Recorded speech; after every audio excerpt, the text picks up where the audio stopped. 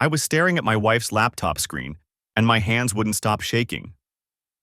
The message was right there, time-stamped from 20 minutes ago. Can't wait to feel you inside me again tonight. Room 412, same hotel. I'm already wet thinking about you. My wife, Jessica. My Jessica of 12 years. Mother of our 2 daughters.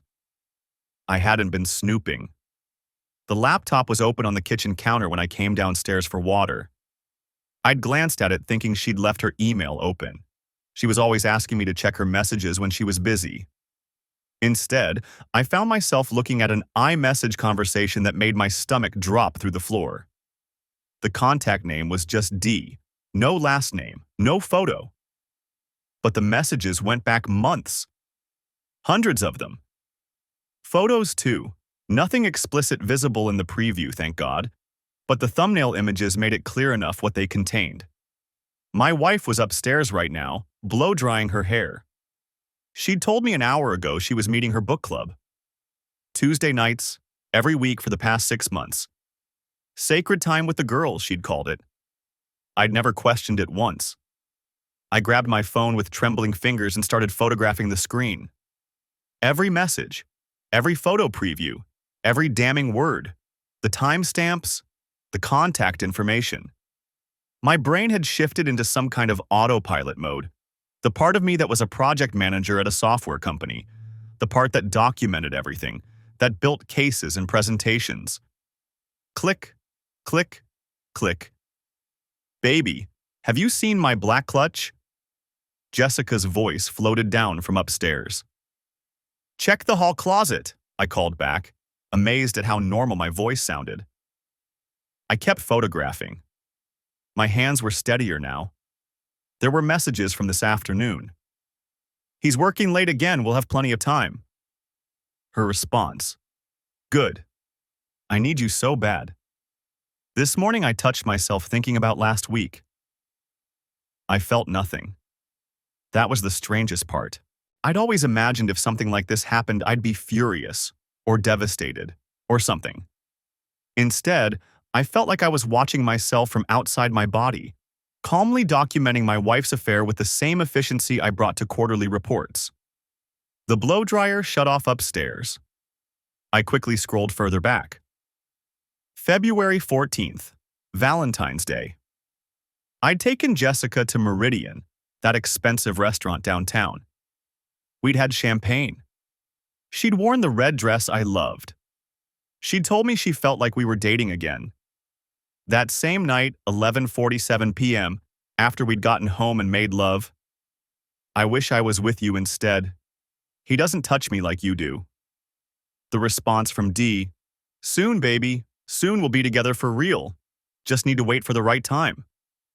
Her reply, I know, I just hate lying to him, but he's so clueless it's almost too easy. Now I felt something. A cold, spreading numbness that started in my chest and radiated outward. Found it! Jessica appeared in the kitchen doorway, and I nearly dropped my phone. She looked beautiful, hair perfect, makeup flawless, wearing the navy dress I'd bought her for our anniversary. For him. She'd dressed up for him. Great, I said. I slipped my phone into my pocket. What time will you be home? Probably around 11. We're discussing that new thriller everyone's reading. She walked over and kissed my cheek. I could smell her perfume. Chanel No. 5, the expensive one she only wore for special occasions. Drive safe, I said. Always do. She grabbed her clutch and keys. Oh, and I left my laptop open. Can you close it when it's done charging? I was looking at some recipes earlier. Sure thing. I watched her walk out. Watched her get into her Lexus, the one I'd surprised her with last year after her promotion. Watched her back out of our driveway, probably thinking about him the whole time. The garage door closed. I stood there in our kitchen, the kitchen we'd renovated together 3 years ago, where we'd argued about cabinet colors and laughed about our terrible tile-laying skills, and pulled out my phone. The photos were all there, crystal clear. Undeniable. I opened my laptop and created a new folder, labeled it Documentation with today's date, uploaded every photo from my phone. Then I went back to Jessica's laptop, which was still unlocked, and took screenshots of everything I'd photographed, plus more. I found the chat history going back 8 months. 8 months of my wife planning her Tuesday night book clubs and occasional girls' weekends. I backed everything up to 3 different cloud services. Then I opened a browser in incognito mode and started researching divorce attorneys in our state. Virginia was an equitable distribution state, I learned. Fault could matter. Adultery was still grounds for divorce here, and it could affect alimony. Good. I made a list of the top-rated family law attorneys in Richmond. I'd start calling tomorrow. Then I searched for private investigators. If I was going to do this, I was going to do it right. I needed more than messages. I needed proof that would hold up anywhere, in any context. My phone buzzed. A text from Jessica. Forgot to mention there's leftover lasagna in the fridge for dinner. Love you. I stared at those 2 words. Love you. I typed back, thanks. Love you too. Because I did, in a way. I loved the Jessica I thought I knew. The woman I'd married 12 years ago who'd cried happy tears when I proposed on that beach in Maui. Who'd held my hand through both our daughters' births. Who'd built this life with me. But that Jessica didn't exist. Maybe she never had. I looked around our home. The family photos on the walls. The girls' artwork on the refrigerator. Emma's soccer trophies on the mantle. Lily's honor roll certificates. Everything was about to change. But not tonight. Tonight, I'd feed myself that lasagna. I'd check on our daughters, 8 and 10, sleeping peacefully upstairs, unaware that their world was about to shatter. And I'd plan. The phone rang at 9:47 a.m. on Wednesday morning while I was reviewing deployment schedules. Unknown number, Richmond area code. Mr. Patterson, a woman's voice, professional but warm. This is Kelly from Meridian Life Insurance. I'm calling to confirm some details on a recent policy application. I minimized the spreadsheet. I'm sorry, there must be a mistake. I haven't applied for any life insurance recently. A pause. The sound of keyboard clicks. The application shows it was submitted 2 weeks ago. Policy number ML4478932. The insured is listed as Michael Patterson, date of birth March 15th, 1985. Is that you? My date of birth. My full legal name. Yes, that's me, but I didn't. The applicant was Jessica Patterson. Your wife? She listed herself as the policy owner. I set down my pen. What are the details? More keyboard clicks. It's a term life policy, 20-year term. Death benefit of $1.5 million. She paused. The beneficiary is listed as Daniel Reeves. Is that a family member? The room tilted slightly. Daniel Reeves. D. Mr. Patterson, are you still there? I'm here. My voice sounded normal. Calm. Can you repeat the beneficiary name? Daniel Reeves. Reeves. The address on file is 2847 Westbrook Avenue, Richmond. Is there an issue with the application? We just need to schedule your medical examination to finalize everything. I pulled up a browser window, started typing the address into Google Maps. What happens if I don't complete the medical exam?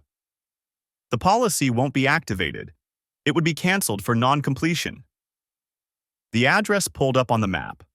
An apartment complex in the West End. 15 minutes from our house. Mr. Patterson, I should mention, the application included a double indemnity clause for accidental death.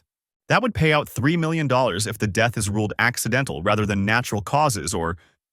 She stopped herself. Rather than suicide, I finished. Yes. I opened a new document. Started typing. Date, time, caller's name, policy number, beneficiary information. I need to discuss this with my wife first, I said. There's been some confusion. Of course.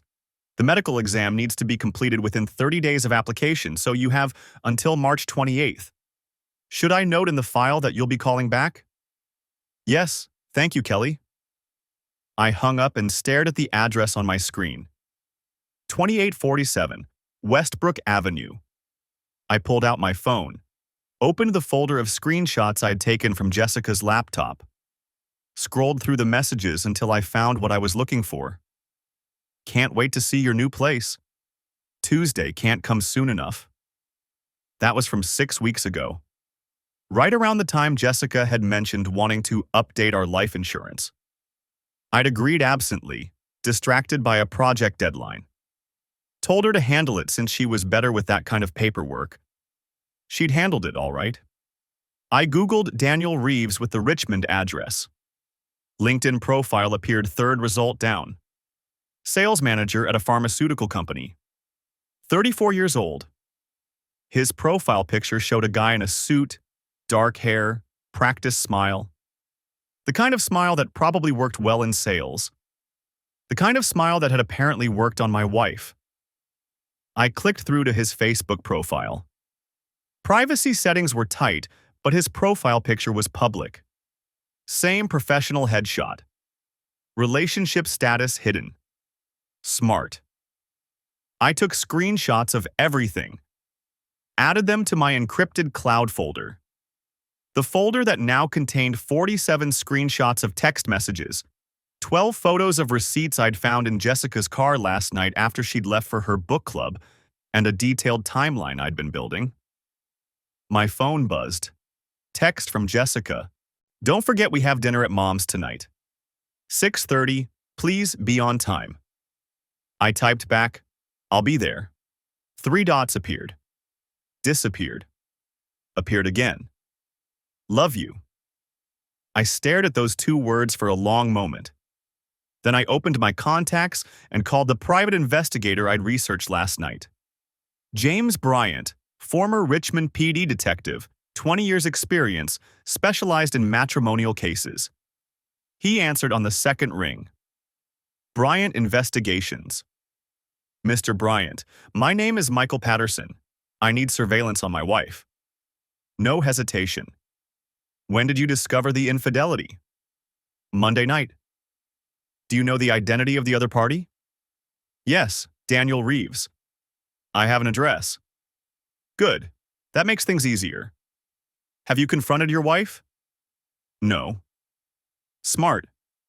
Keep it that way until we have everything documented. What's your timeline? I thought about the insurance policy, the medical exam I had no intention of taking, the beneficiary designation that made Jessica's intentions crystal clear. I need everything within 2 weeks, 3 at most. That's tight, but doable if she's maintaining a regular pattern.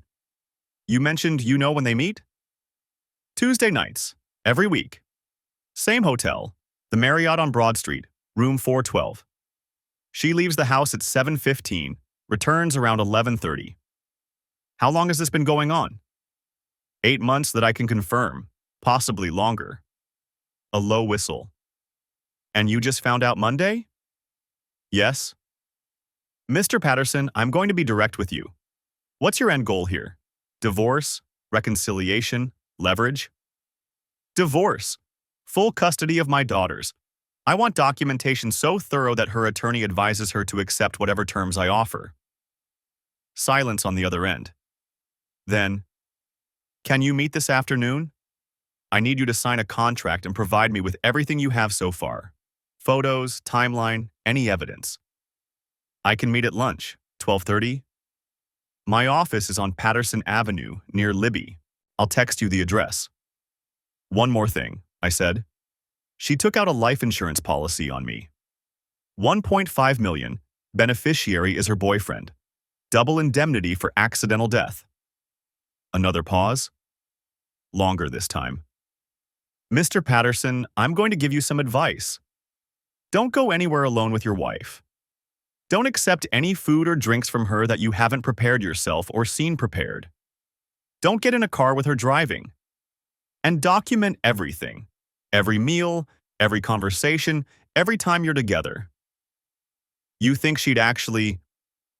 I think a woman who takes out a $3 million policy on her husband with her lover as beneficiary is capable of anything. I've seen it before. It never ends well. My stomach went cold. I have 2 daughters.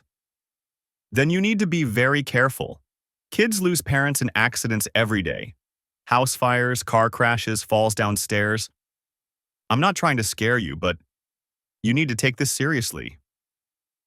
I thought about Jessica this morning, making coffee, handing me a travel mug with a smile.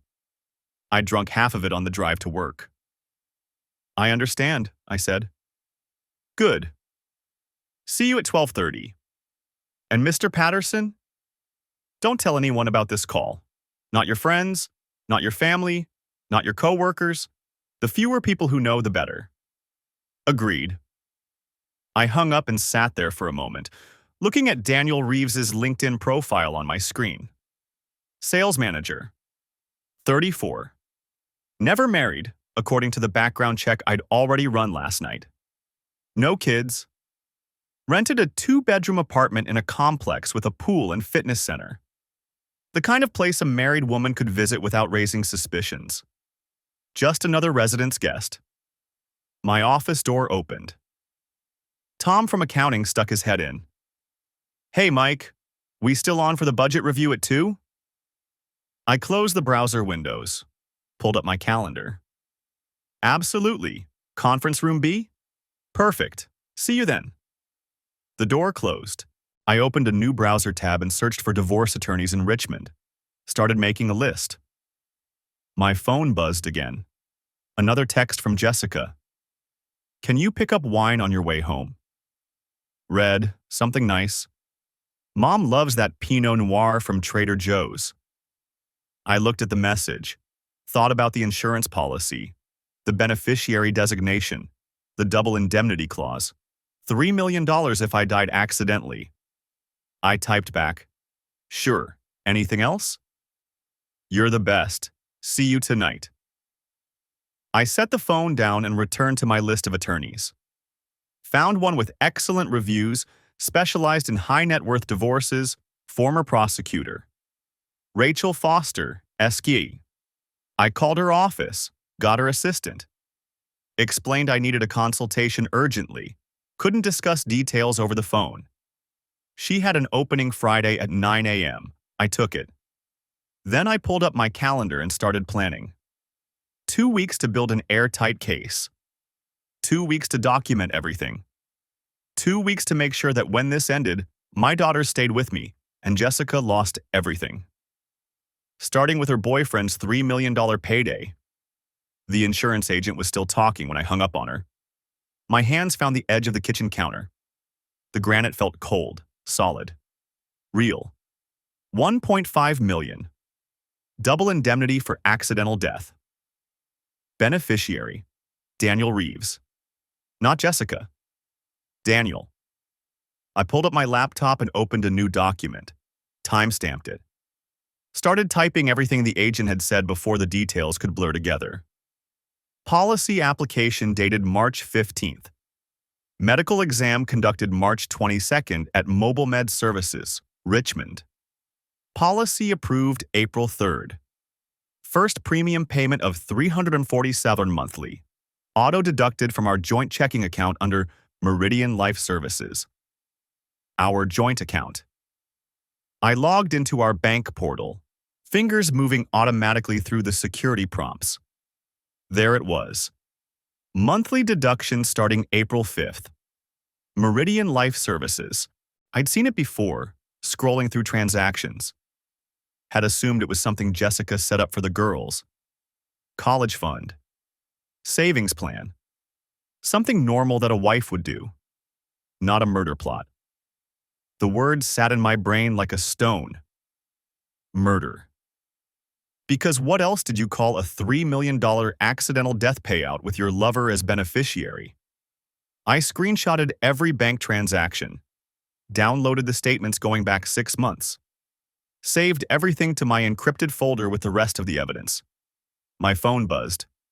James Bryant. We need to meet, he said. Tonight. Not at your house. When? 1 hour. There's a diner off Route 1 near the Ashland exit. Rusty's. You know it? I'll find it. Michael. His voice dropped. Don't eat or drink anything your wife prepares. Don't get in a car with her driving. Don't. I understand. I don't think you do. He paused. I've worked cases like this before, twice. One guy ended up with antifreeze in his coffee. The other had a brake line cut.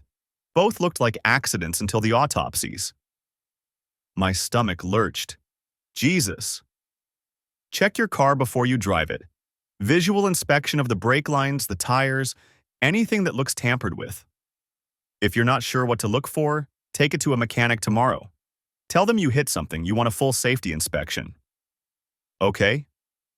And Michael? The fact that she hasn't pulled the trigger yet doesn't mean she won't. That policy's been active for 3 months. She's been paying premiums. She's committed. After he hung up, I walked to the garage, turned on every light, got down on the concrete floor and looked under my Accord. I didn't know what I was looking for. Everything looked like it always did. Metal and rubber and parts I couldn't name. No obvious cuts or leaks or tampering. But I didn't know. That was the thing. I didn't know. I pulled out my phone and took photos anyway. Close-ups of the brake lines, the tires, the undercarriage. Documented everything. If something happened to me, at least there'd be a record of what the car looked like before. The thought made my hands shake. I stood up, brushed off my jeans, checked my watch. 7:47 p.m. Jessica's book club, her fake book club, ran until 9 on Tuesdays. She'd be with Daniel right now. Room 412 at the Marriott. Probably celebrating, planning, talking about the payout.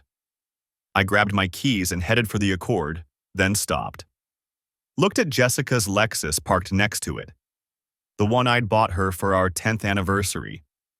Midnight blue with cream leather interior. She'd cried when I gave her the keys.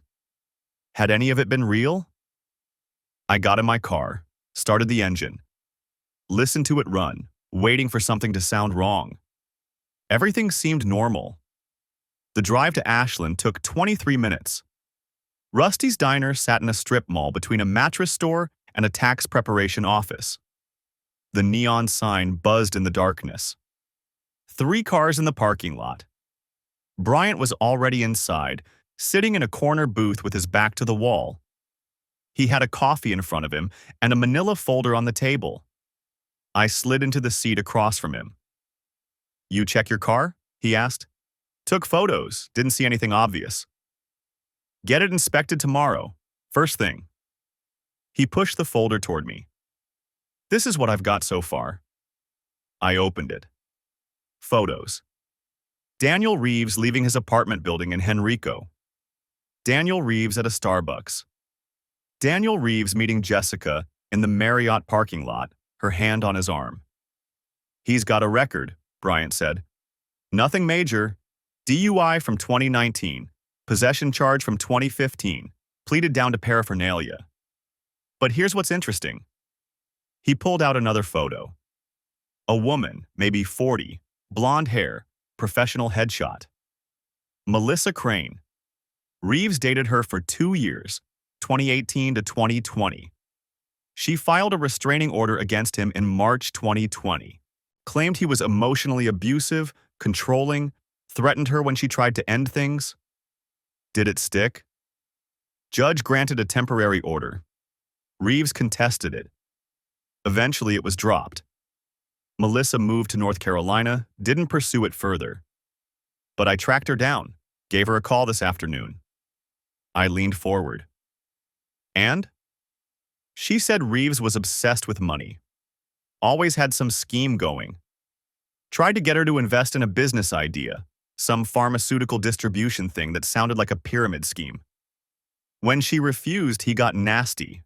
Started talking about how she'd regret it, how he'd find someone who appreciated his vision. Bryant tapped the photo. She also said he had a specific fantasy. Told her about it one night when he was drunk.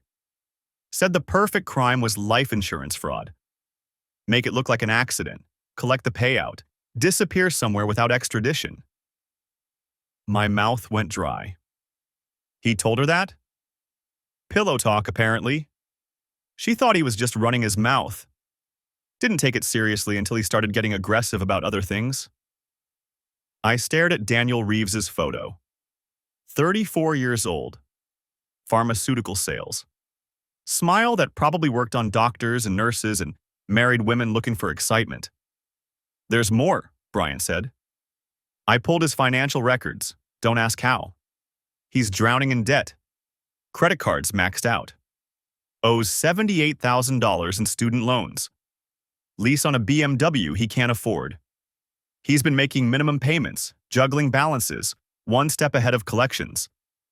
So he needs money. Desperately. Brian pulled out another document. And your wife's been helping him. Check this out. Bank statements.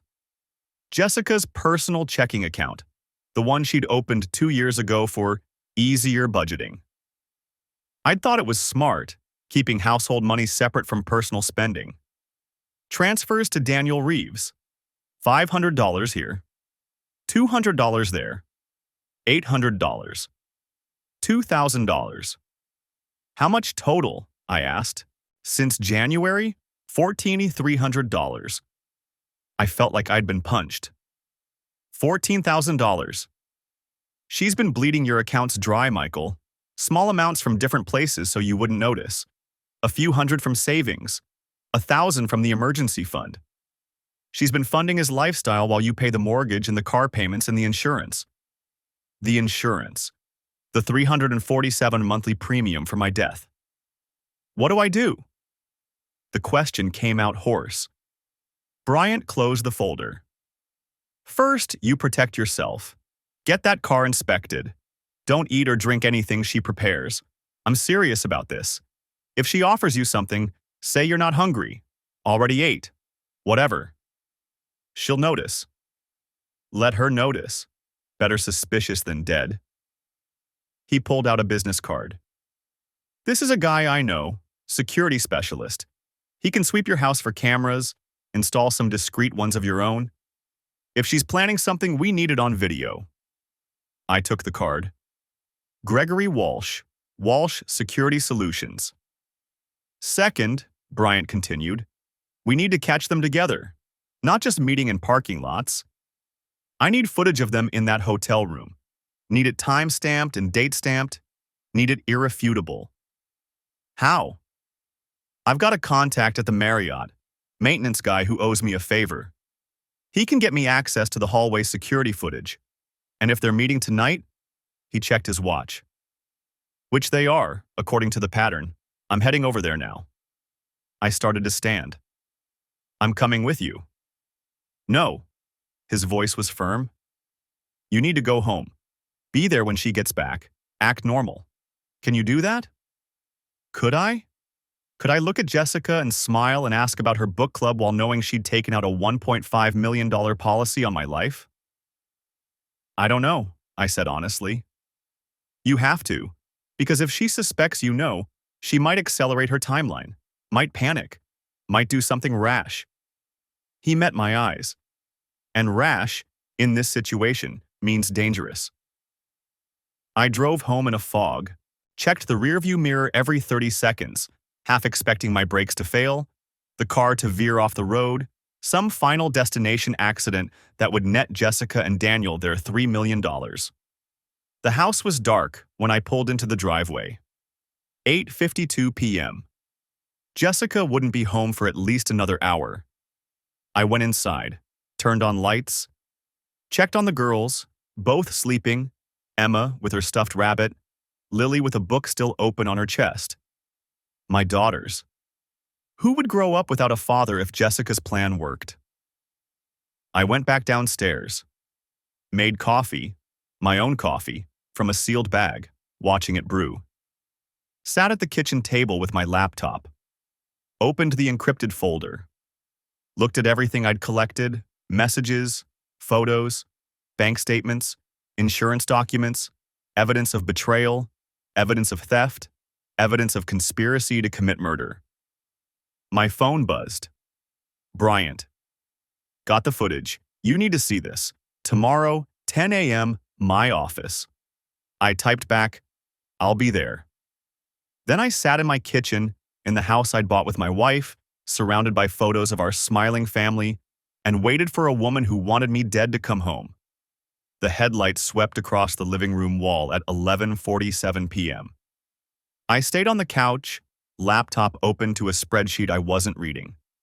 Same position I'd been in for the last hour. The garage door rumbled. Her car door closed with that solid German thunk the Lexus made. She came through the kitchen. I heard her heels on the tile, then the softer sound as she reached the carpet. "You're still up." She set her purse on the entry table. Same black clutch. Same Chanel No. 5 trailing behind her. "Couldn't sleep." I glanced up. "How was book club?" "Good. We're reading this thriller about a woman who fakes her own death." She kicked off her heels. "Very twisty." The irony would have been funny if my hands weren't shaking. "Sounds interesting." I returned my eyes to the laptop screen. "There's leftover chicken in the fridge if you're hungry." I ate at Meridian with the girls. She headed toward the stairs. "I'm exhausted. Coming to bed soon?" "In a bit. Want to finish this report?" Her footsteps faded up the stairs. Water ran in the master bathroom. The routine sounds of my wife preparing for bed after spending 3 hours in a hotel room with a man who was the beneficiary on my life insurance policy. I waited until I heard our bedroom door close. Then I opened the burner phone Bryant had given me that afternoon. One new message from him, time-stamped 11:52 p.m. Got what we needed. She stayed 2 HR's 43 min. He left 10 min after her. We'll have full report tomorrow 10 a.m. I deleted the message, powered off the phone, slid it back into the zippered pocket of my laptop bag where I'd been keeping it. The house settled into silence around me. I could hear the furnace kick on, the ice maker in the kitchen, Emma's white noise machine humming through her bedroom door upstairs. Normal sounds. Everything normal. Except my wife had just returned from planning my murder. I had to assume that now. The evidence pointed one direction. The policy with Daniel as beneficiary. The money transfers. His ex-girlfriend's statement about insurance fraud as the perfect crime. The timing. 3 months since the policy became active, and Jessica had never mentioned it. Bryant's words from our afternoon meeting played on repeat. People don't take out million-dollar policies on their spouses and name their lover as beneficiary unless they're planning something, and they don't plan forever. My phone buzzed. My actual phone, sitting next to the laptop. A text from my brother Ryan. "Still on for Saturday? Emma's excited about mini golf." I'd forgotten. Ryan and his wife took the girls once a month to give Jessica and me date time. We'd had it scheduled for weeks. I typed back, "Yes. 2 p.m. work." His response came immediately. "Perfect. Everything okay? You sound off?" "Just tired. Work stuff." "Get some sleep, man. See you Saturday." I set the phone down, stared at the family photo on the wall across from me, last summer at Virginia Beach. Jessica's arms around my waist, both girls holding ice cream cones. Everyone smiling. That photo was taken 2 months before she took out the policy. Had she already been planning it then? While we built sandcastles with Emma and Lily? While we had sex in our hotel room after the girls fell asleep? While she told me she loved me over breakfast at that beachfront cafe? The questions would drive me insane if I let them. I closed the laptop, checked the front door lock, checked the back door. Set the alarm system, something I'd been doing religiously since Wednesday's phone call. If someone tried to break in, make it look like a robbery gone wrong, at least there'd be an alarm record. Upstairs, I brushed my teeth in the hall bathroom instead of the master. Couldn't face sharing that space with her right now. My reflection looked like hell. Dark circles, 2 days of stubble I hadn't bothered shaving, eyes that had seen too much in 72 hours. The bedroom was dark when I entered. Jessica's breathing had that deep, steady rhythm of sleep. Or pretend sleep. I couldn't tell anymore. I slid under the covers on my side, kept as much distance as the king mattress allowed. My phone sat on the nightstand. I'd been keeping it there, fully charged, within reach. Bryant had told me to maintain all normal patterns, but some things I couldn't help changing. The phone stayed close now, just in case. Sleep didn't come. I lay there listening to Jessica breathe, watching the ceiling fan rotate in the darkness, thinking about Daniel Reeves in his apartment across town, probably sleeping soundly. Thinking about that policy document sitting in my lawyer's office. Thinking about Emma and Lily asleep down the hall, completely unaware their mother might be planning to make them fatherless. At 2:17 a.m., Jessica rolled over. Her hand landed on my chest. I stopped breathing. "Michael?" Her voice was sleepy, soft. The voice I'd woken up to for 12 years. "Yeah? Love you." Her hand patted my chest twice, then withdrew as she settled back onto her side. My heart hammered against my ribs. "Love you too," I said to the darkness. The lie tasted like copper in my mouth. Friday morning arrived with weak November sunlight through the bedroom blinds. Jessica's alarm went off at 6:30. She hit snooze twice before finally getting up, same as always. I pretended to sleep while she showered and dressed. Heard her in the girls' rooms, waking them for school. The smell of coffee drifted upstairs. At 7:15, I went down. Jessica had made a full breakfast. Scrambled eggs, bacon, toast. The girls sat at the kitchen table in their school uniforms, Emma still half asleep over her orange juice. "Morning, Daddy," Lily looked up from her math homework. "Can you check number 7? I think I got it wrong." I leaned over her shoulder, studied the long division problem. "Carry the 2 here, see?" "Oh, thanks." She erased and corrected. Jessica set a plate in front of me. Eggs, 3 strips of bacon, wheat toast. Exactly how I liked it. "You need to eat," she said. "You barely touched dinner last night." I looked at the plate. Bryant's warning echoed, "Don't eat or drink anything she prepares. Not until this is over." "Thanks, but I'm not hungry." I pushed the plate away gently. "Stomach's been off. Probably that sushi from lunch yesterday." Her eyes narrowed slightly. "You should eat something."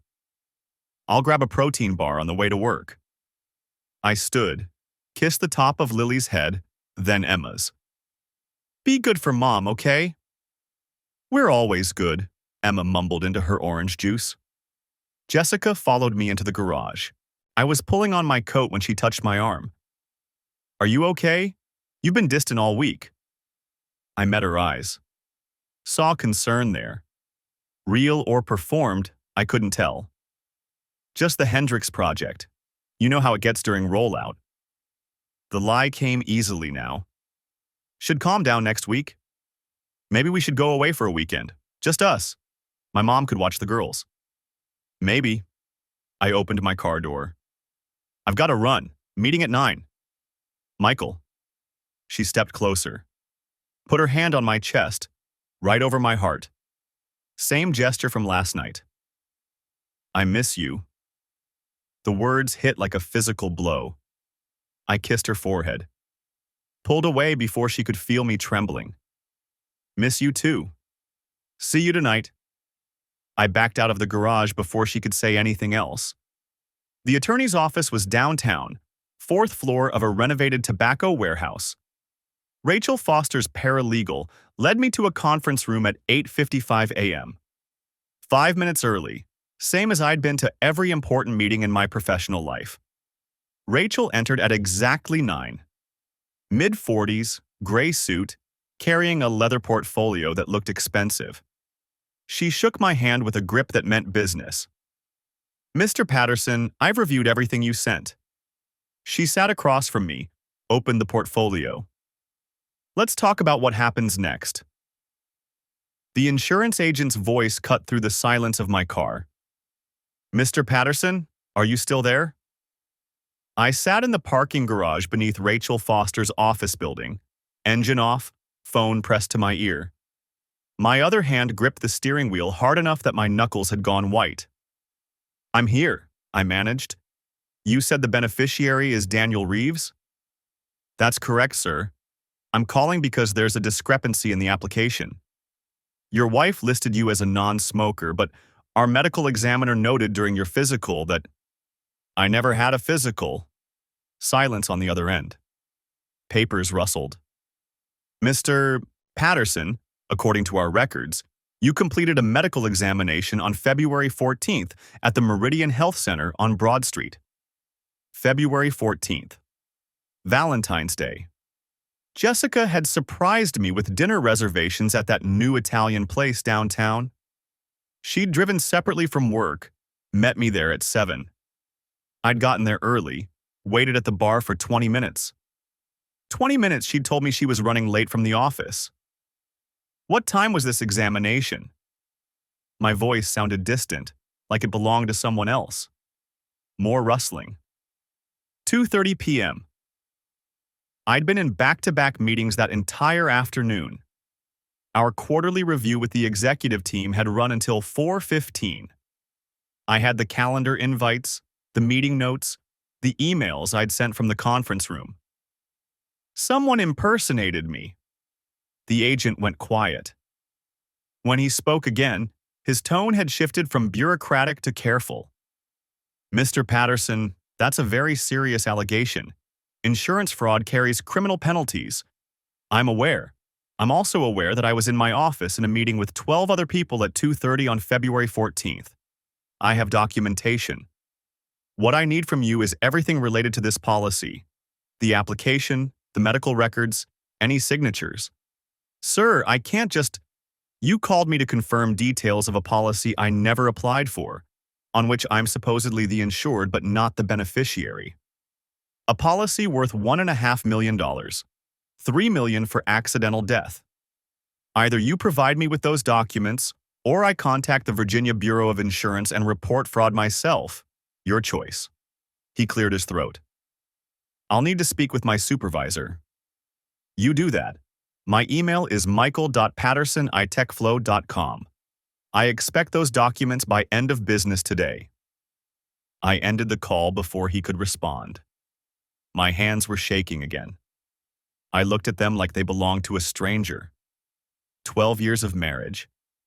2 daughters, a renovated kitchen we'd planned together, arguing good-naturedly about cabinet hardware and backsplash tile. She'd forged my signature. Found someone to impersonate me at a medical exam.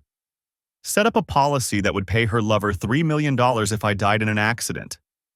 The parking garage was nearly empty at 10:40 on a Thursday morning. Concrete pillars, fluorescent lights, the smell of motor oil and exhaust.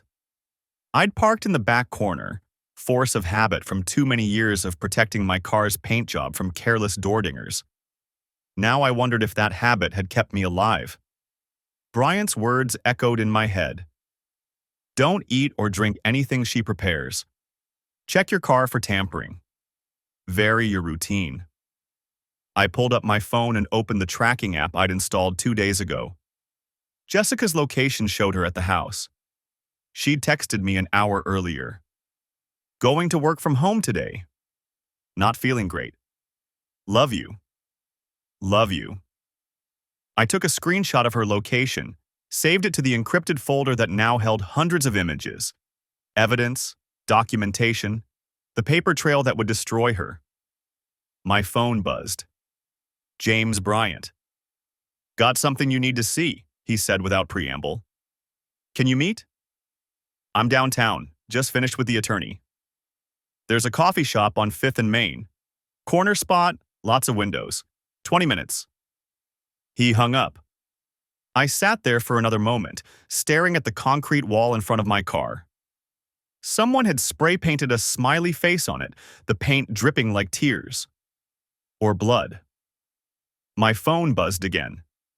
Email notification. The insurance agent had worked fast.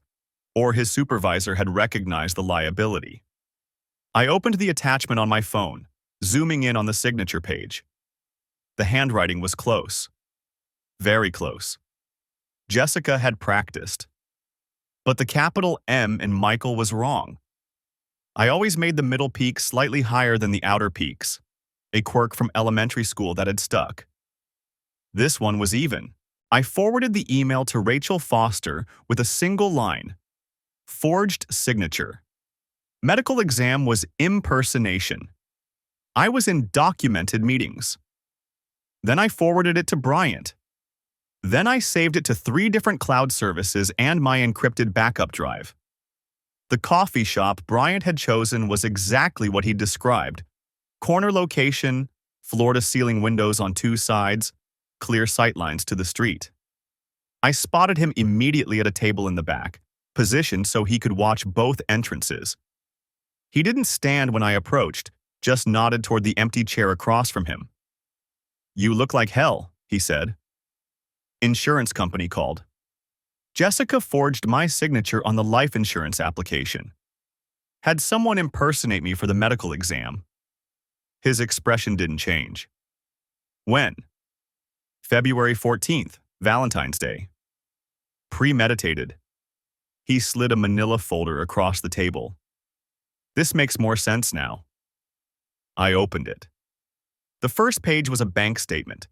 Daniel Reeves's checking account. Bryant had highlighted several transactions in yellow. 3 purchases at Riverside Hardware, Bryant said, keeping his voice low. February 21st, March 3rd, March 15th.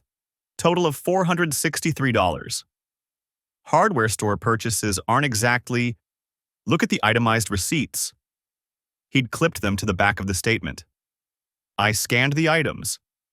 20 feet of rubber tubing, duct tape, a battery-operated air pump, zip ties, work gloves, a funnel, cleaning supplies. My stomach went cold. "That's not home improvement supplies," I said. "No, it's not. And look at this." He tapped another highlighted line. March 20th. Amazon purchase $89. I pulled the order history from his account. He showed me a screenshot on his phone. The order. Carbon monoxide detector tester. Professional grade CO test kit. "He's testing detection systems," I said slowly, "making sure whatever he's planning won't trigger alarms." That's my read, and there's more. Bryant pulled out another sheet. Jessica's credit card. March 22nd, she purchased a book from an online retailer. Want to guess the title? He showed me. The Perfect Accident, a true crime analysis of staged deaths. I set the paper down carefully on the table. My hands had gone numb. "They're planning it," I said. "Actually planning it." "Yeah." Bryant leaned back in his chair. "Question is when. The policy went active March 1st. There's usually a 2-year contestability period for fraud, but accidental death is harder to investigate. My guess? They're waiting long enough to avoid immediate suspicion, but not so long they lose their nerve." "How long?" "If I were them, 3 to 6 months from policy activation. Long enough to establish the policy is legitimate, short enough that the debt doesn't crush them." He paused.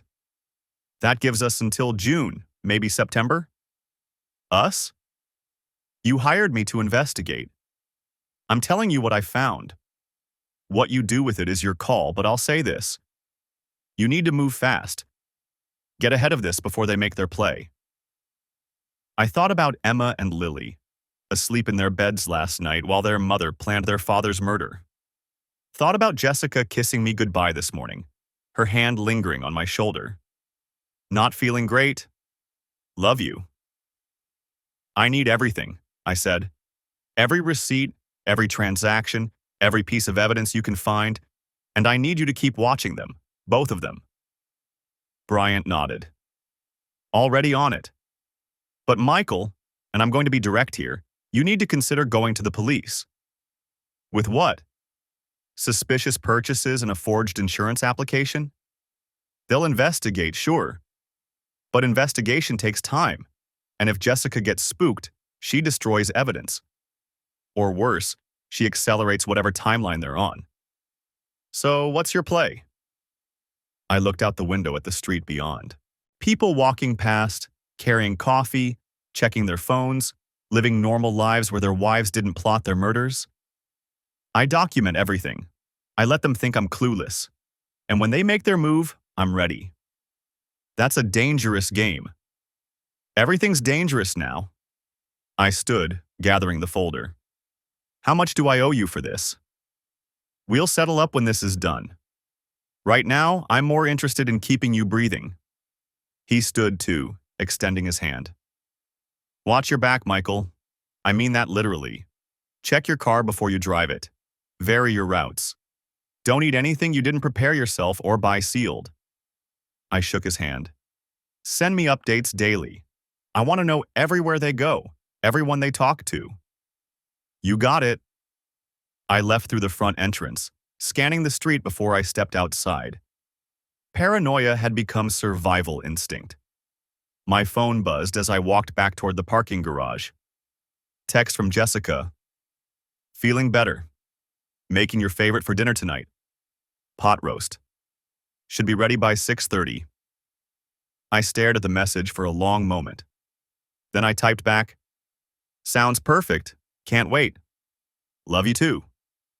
The pot roast sat on the counter, still steaming in its cast iron Dutch oven. Jessica stood at the stove, wooden spoon in hand, smiling at me like she had 12 years ago when we'd first moved into our starter apartment. I thought you'd appreciate a home-cooked meal, she said. You've been working so hard lately. I looked at the food. At her. At the carefully set table with our good plates, the ones we saved for holidays. My phone buzzed in my pocket. A text from Bryant. Don't eat anything she prepares. Serious. That's really thoughtful, I said, pulling out my phone like I was checking work emails. But I actually grabbed something at the office. Big deadline tomorrow. Her smile faltered. Just for a second. You didn't mention a deadline this morning. Last-minute thing. Thompson dumped a client revision on us at 4. I kept my voice casual, tired. The lie came easier than it should have. I'm actually pretty full, but it smells amazing. I'll have some tomorrow. It won't be as good reheated. I know, I'm sorry. I moved toward the stairs. I need to jump on a call with the West Coast team in 20 minutes. Time zones, you know how it is. I climbed the stairs before she could respond. In our bedroom, I locked the door and called Bryant. What's going on? I've been monitoring their communications, he said. Daniel sent Jessica a message 2 hours ago. Just 3 words. Tonight, use everything. My stomach dropped. She deleted it immediately, Bryant continued. But I caught it on the monitoring software. Michael, they're moving faster than I anticipated. Something must have spooked them. I sat on the edge of the bed. Our bed. Where we'd slept beside each other for 12 years. Where she'd rolled over this morning and kissed my cheek and told me to have a good day. What do I do? You did the right thing not eating. I'm coming over. Don't let her know anything's wrong. Act like you're working.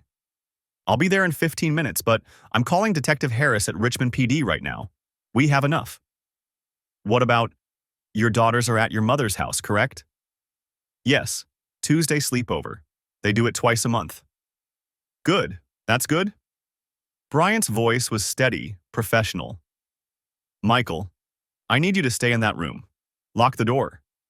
If she tries to come in, tell her you're on a video conference. Do not come out until the police arrive. He hung up. I sat there, phone in my hand, listening to Jessica move around downstairs. The clink of dishes, water running, normal sounds, domestic sounds. The soundtrack of our life together. Except my wife was downstairs, probably disposing of whatever she'd put in that pot roast. Whatever she and her lover had planned to use to kill me. Tonight. My hands started shaking. I pressed them against my knees, forcing myself to breathe. A soft knock on the door. Michael? Honey? I looked at the locked door, at the brass knob that Jessica had picked out when we renovated. She'd wanted vintage hardware throughout the house. I'd spent 3 weekends installing doorknobs. Yeah? Are you okay? You seemed off downstairs. Just stressed. This project is killing me. The irony wasn't lost on me. I'll be down in a bit. I could bring you some tea. You love my chamomile. My chamomile. The blend she made herself with herbs from our garden. The garden we'd planted together last spring. I'm good. Thanks, though. Silence. I could picture her standing there, hand on the doorknob. Wondering. Calculating. Okay, she finally said. I'll be downstairs if you need anything. Her footsteps retreated. I pulled up the monitoring app on my phone. The software Brian had installed was sophisticated. It captured everything on Jessica's devices in real time. I watched her pick up her phone downstairs. She was texting Daniel. He won't eat. Said he already ate at work. The response came immediately. Bullshit. He never eats at work on Tuesdays. You said he always comes home hungry. I know. Something's wrong. Did you check his phone? His computer? Not yet. He's locked in the bedroom. This is bad. This is really bad. We need to abort. We can't abort. The policy is active. We're already in for the premiums. You said you needed this money by June or your guys would... I know what I said. But if he knows something, if he's onto us, we're done. Worse than done. I watched the messages appear in real time. My wife, the mother of my children. Planning. Panicking. He doesn't know. He can't know. I've been so careful. Then why won't he eat the food? Maybe he really did eat at work. Or maybe he's testing you. You're paranoid. One of us has to be. You're the one who left your laptop open. My breath caught. They knew, or suspected. What are you talking about? Last week, you said he was acting weird, distant. What if he saw something? He didn't. I checked the browser history, the document access logs, nothing. That just means he's smart enough to cover his tracks. I heard a car door outside, then another. I moved to the window, staying back from the curtain. 2 unmarked sedans. 4 people in plain clothes moving toward the house with purpose. Bryant and 3 others. One was a woman in her 50s with steel gray hair. She had a badge clipped to her belt. The doorbell rang. I heard Jessica's footsteps in the hall below. The front door opening. Jessica Patterson? The woman's voice carried up the stairs. I'm Detective Linda Harris, Richmond Police Department. We have a warrant to search these premises and to bring you in for questioning regarding insurance fraud and conspiracy to commit murder. Silence. Then, I don't understand. There must be some mistake. Ma'am, we need you to step outside. Is your husband Michael Patterson home? He's upstairs, working. What is this about? Mr. Patterson? Detective Harris called up. This is Richmond PD. You can come down now. I unlocked the door, walked to the landing, looked down at my wife standing in our entryway, surrounded by police officers. She looked up at me. Her face was white, shocked. But underneath I saw something else. Calculation. She was already planning her defense. Michael, what's happening? What did you tell them? Everything, I said. I told them everything. Everything? What everything? I don't know what you're... The insurance policy. Daniel Reeves. The forged signatures. The medical exam you had someone fake. The messages about the perfect accident. The hardware purchases. The book about staged deaths. I descended the stairs slowly. The pot roast you made tonight with whatever you and Daniel plan to use to kill me. Her mouth opened, closed. You're insane. You're having some kind of breakdown. We'll need to take that pot roast as evidence, Detective Harris said to one of the officers. And Mrs. Patterson's phone. Mr. Patterson, did you eat any of the food? No. Good. She turned back to Jessica. Mrs. Patterson, you have the right to remain silent. This is insane, Jessica's voice rose. Michael, tell them. Tell them this is crazy. We're married. I love you. I would never. You took out a $1.5 million policy on my life, I said quietly. You made your boyfriend the beneficiary. You forged my signature. You've been planning this for months. I don't know what you're talking about. What policy? What boyfriend? Detective Harris pulled out her phone, scrolled, then turned it toward Jessica. These are messages between you and Daniel Reeves from tonight. Use everything. We're already in for the premiums. We need this money by June. Would you like me to continue? Jessica stared at the screen, at the evidence of her own words. When she looked back at me, the mask finally dropped. No more loving wife, no more confusion, just cold, hard anger. You've been spying on me? Yes. For how long? Long enough? She laughed. Actually laughed. You self-righteous bastard. You have no idea what you've done. Daniel has people. Dangerous people. He owes them money. They're not going to just… Mrs. Patterson, Detective Harris interrupted. I strongly suggest you stop talking and request an attorney. But Jessica wasn't listening. She was looking at me with pure hatred now. 12 years, she said. 12 years of your mediocre life. Your boring job. Your pathetic little projects. Do you know how suffocating it's been? How small? Mommy makes you feel big? I asked. Is that it? He makes you feel special? He makes me feel alive. Something you stopped doing years ago. So you decided to kill me. You were already dead. You just didn't know it yet. Detective Harris stepped between us. That's enough.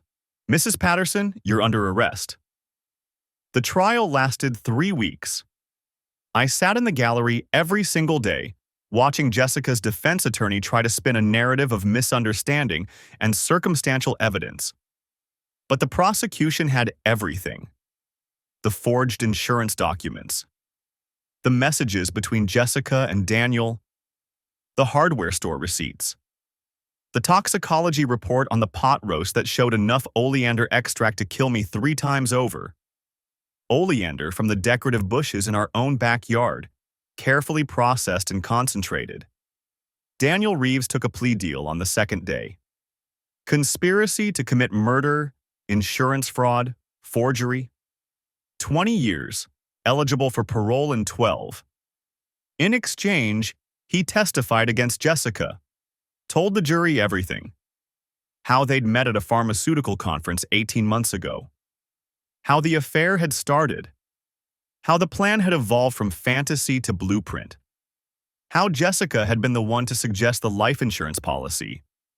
How she'd researched undetectable poisons. How she'd promised him they'd be together once I was gone and the money came through. He cried on the stand, said he'd loved her, said he'd never actually believed they'd go through with it until the night she texted him, "Tonight. Use everything." Jessica's attorney tried to paint her as a victim, a woman manipulated by a con artist, coerced into a scheme she didn't fully understand. But the jury saw through it. The messages were too detailed, too calculated, too much her own voice. The verdict came back on a Thursday afternoon. Guilty on all counts. Conspiracy to commit first-degree murder, insurance fraud, forgery, attempted murder. The judge sentenced her to 35 years without possibility of parole. I felt nothing when they read the sentence. Just that same distant numbness that had carried me through the past 4 months.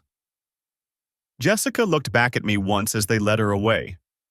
I don't know what she was hoping to see. Regret? Forgiveness? I gave her nothing. Emma and Lily stayed with my mother during the trial. I'd told them a simplified version, that Mommy had made some very bad choices and would be going away for a long time. Emma, who was 10, understood more than she let on.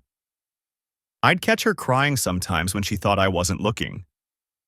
Lily, at 8, kept asking when Mommy was coming home. When could they visit? Not for a while, sweetheart, I'd tell her. Not for a while.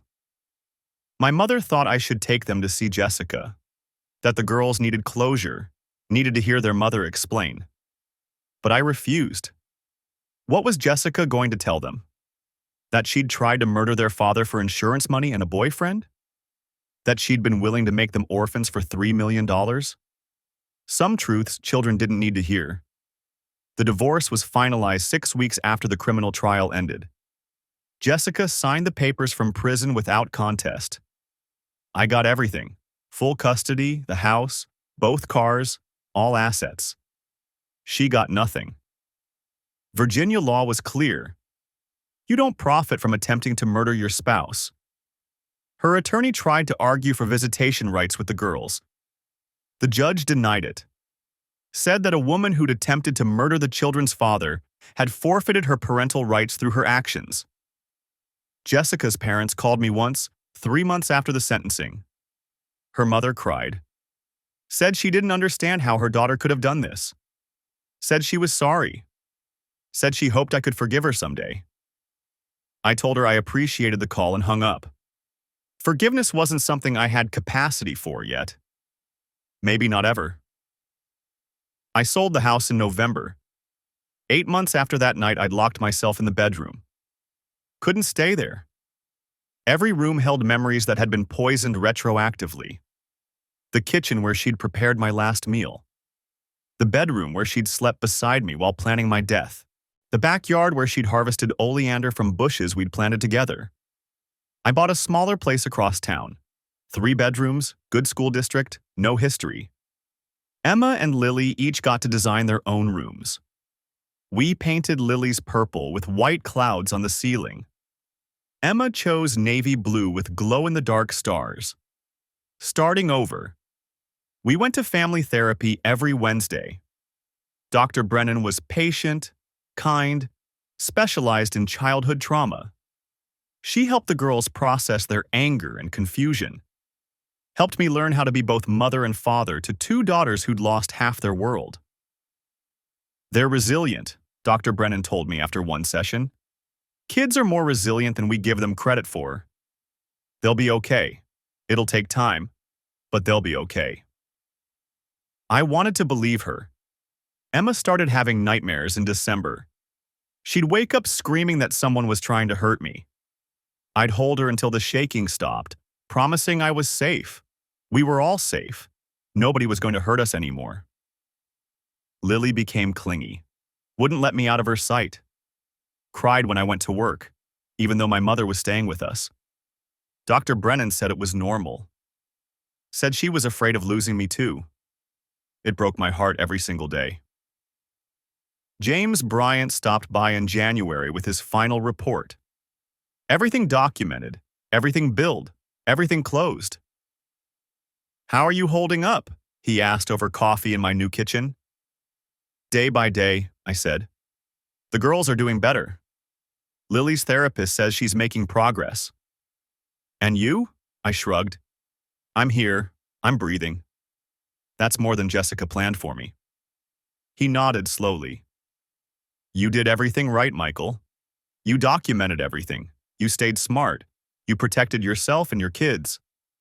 A lot of men in your situation don't make it out. I know. You saved your own life. I looked at him. This man who'd helped me survive, who'd gathered the evidence that put my wife in prison and kept me breathing. Thank you, I said. I never properly thanked you for everything. Just doing my job. He stood, extending his hand. But you're welcome. Take care of yourself. Take care of those girls. After he left, I sat in my new kitchen in my new house with my new life, and I let myself feel it. All of it. The betrayal. The anger. The grief for what I'd thought I had. The terror of how close I'd come to dying. And then I boxed it back up and went to pick up my daughters from school. 2 years later, Emma made the honor roll. Lily scored the winning goal in her soccer championship. I started dating again, carefully, slowly, with background checks that would have embarrassed me before but now seemed like basic common sense. The girls were doing well, still in therapy, still processing, but laughing more, fighting with each other like normal siblings, making plans for summer camp and sleepovers and all the normal things kids should worry about. Jessica sent letters from prison, one every few months. I burned them without reading them. Whatever she had to say, I didn't need to hear it. The girl's therapist had copies in case they ever wanted to read them when they were older. That was their choice to make. I never told them about the pot roast, about how close they'd come to losing me. Some details children never needed to know. Ryan asked me once if I regretted marrying her, if I wished I could go back and choose differently. Then I wouldn't have Emma and Lily, I said. So no, I don't regret it. I regret that it ended the way it did. I regret that my daughters lost their mother. But I don't regret the marriage itself. Even knowing what she was capable of? Even knowing that. Because the truth was more complicated than regret. Jessica had given me 12 years of my life.